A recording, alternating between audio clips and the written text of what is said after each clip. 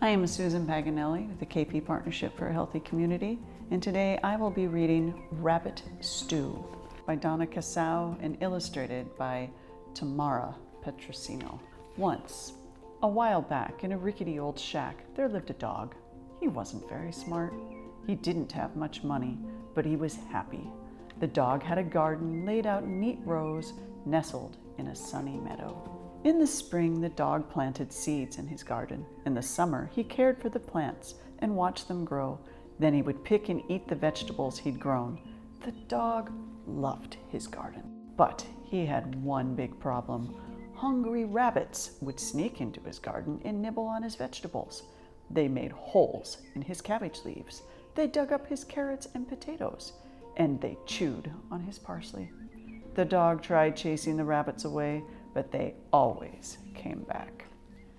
Then one day, the dog looked out his window and saw those darn rabbits eating all his tender new lettuce plants. That was the last straw. The dog ran into the garden and chased the rabbits around and around until he caught them at last with a leap and a pounce. Humph, thought the dog. Now what should I do with these pesky little rabbits? Maybe I'll make a rabbit stew. Yes, I think that's what I'll do. So the dog took the rabbits inside and put them in a large cooking pot. Then he opened his cookbook, but he could not find a recipe for rabbit stew, and he didn't know what to do. One clever rabbit said, "You could go out to the garden and get some carrots to put in the stew." Good idea, thought the dog. So he said to the little rabbits, "Wait right here while I go out to the garden and get some carrots." And the little rabbits nodded their heads and said, oh yes, we'll try our best." But as soon as the dog went out the garden, those rabbits leaped from the pot and scampered happily out the door. When the dog returned, he saw that all the rabbits were gone. He dropped the carrots into the pot, feeling a little disappointed. The next day, when the dog looked out his window, the rabbits were nibbling on his onions. So the dog chased them around and around until he caught them at last with a leap and a pounce. Then he took those rabbits back inside and put them back into the large cooking pot. "Now," said the dog, "I have rabbits and carrots to make rabbit stew." Then one little rabbit said, "But you must have celery for rabbit stew." "You're sure?" said the dog.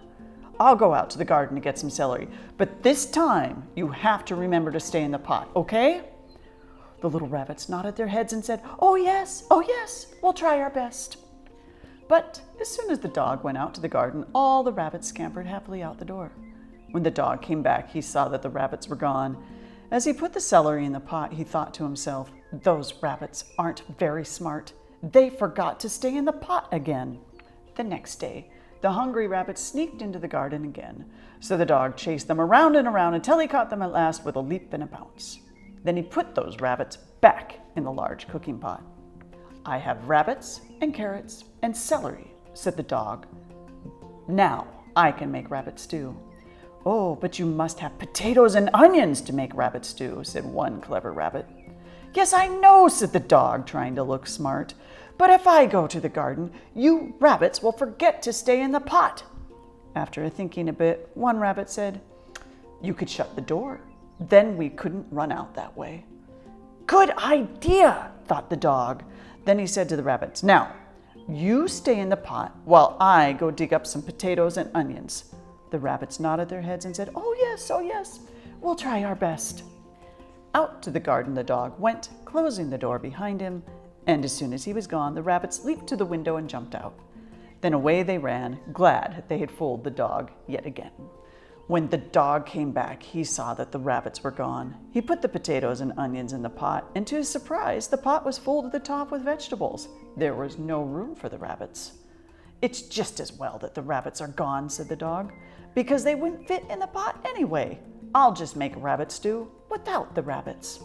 Then he felt very proud for having such a good idea. Happily, the dog poured some water into the pot, turned on the stove, and cooked his rabbit stew. It smelled delicious. For supper, he ate 3 big bowls of stew. Then, when he couldn't eat another bite, the dog put some of the leftover stew outside for the rabbits. "After all," he said to himself, "those rabbits might not be very smart, but they sure know how to make good rabbit stew."